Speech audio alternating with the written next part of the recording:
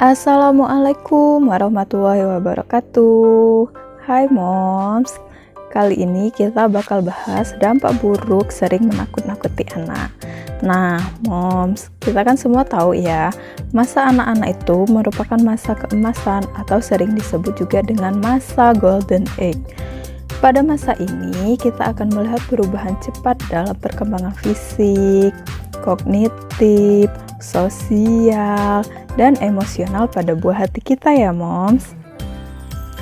Agar masa ini dapat dilalui dengan baik oleh setiap anak, maka kita sebagai orang tua perlu mengupayakan pendidikan yang terbaik bagi anak sejak usia dini. Begitu pula sebaliknya, kita harus benar-benar berhati-hati dalam bersikap bahkan berkata saat kita berada di dekat buah hati kita. Nah, moms, ini dia beberapa dampak buruk yang akan terjadi apabila kita sering menakuti anak yang wajib kita ketahui.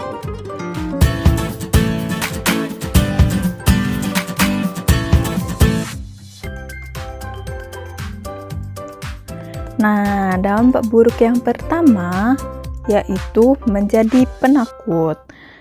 Jadi, moms, anak apalagi terutama yang masih balita ya moms ya, belum bisa membedakan mana yang masuk akal dan tidak masuk akal. Jadi apapun yang dilihat dan didengar oleh buah hati saat balita akan ia serap sebagai sesuatu yang nyata. Jadi sang anak akan menyerap kata-kata moms sebagai hal nyata, meskipun seringkali kita hanya mengada-ada dalam menakuti anak. Seperti halnya contohnya ya moms ya, kalau moms ngomong sama anak, jangan ke tempat gelap, di sana ada setan. Jadi sang anak itu akan merekam bahwa di setiap tempat gelap itu akan ada setan. Seperti itu ya moms ya, padahal kan kita juga belum pernah tahu dan belum pernah ngelihat kan setan itu kayak mana.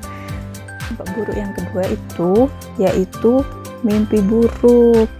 Anak-anak memiliki imajinasi yang berkembang ya mams. Jadi rasa takut yang muncul karena selalu ditakut-takuti itu dengan tidak langsung atau secara tidak langsung itu akan berpengaruh pada alam bawah sadar sang anak. Jadi buah hati kita bisa bermimpi buruk apabila kita sering menakut-nakutinya. Tentu moms tidak mau kan melihat buah hati moms berkeringat dingin saat bangun dari tidur, atau bahkan menangis saat bangun dari tidur karena mimpi buruknya. Next ya mom ya. Jadi dampak buruk yang ketiga itu yaitu tidak percaya diri.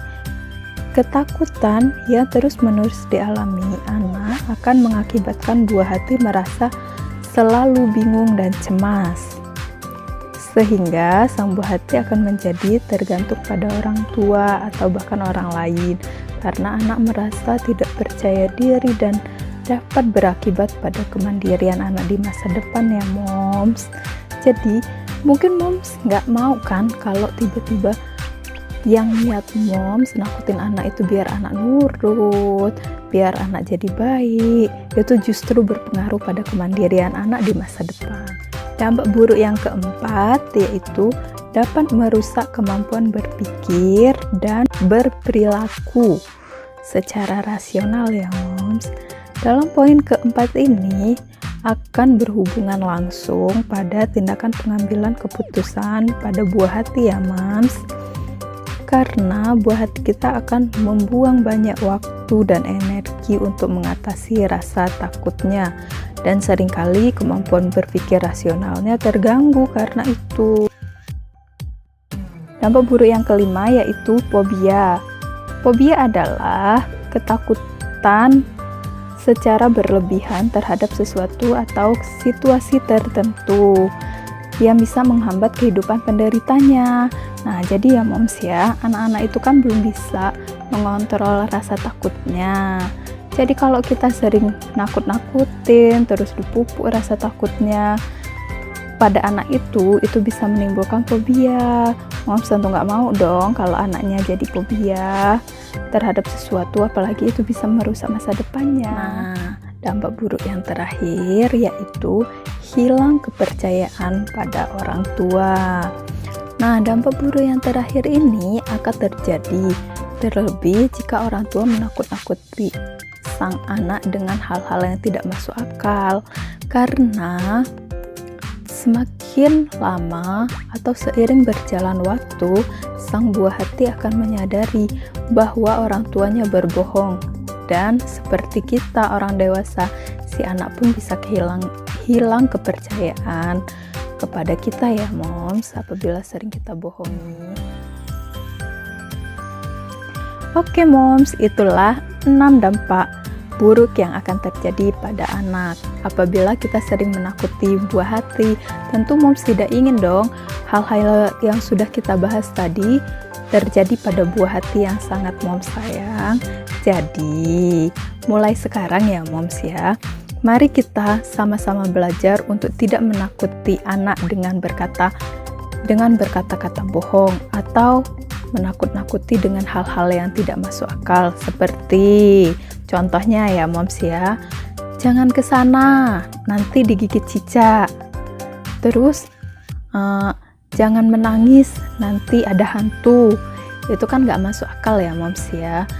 Jadi kita sebagai orang tua tentu harus belajar dan wajib berhenti untuk berbohong dan menakuti anak dengan hal-hal yang tidak masuk akal.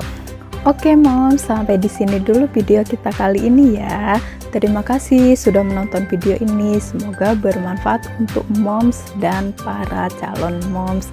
Jangan lupa dukung channel ini dengan cara subscribe, like, komen, dan share ya mom. Biar nggak ketinggalan video-video bermanfaat lainnya, jangan lupa notifikasi loncengnya dinyalain. Terima kasih. Assalamualaikum warahmatullahi wabarakatuh.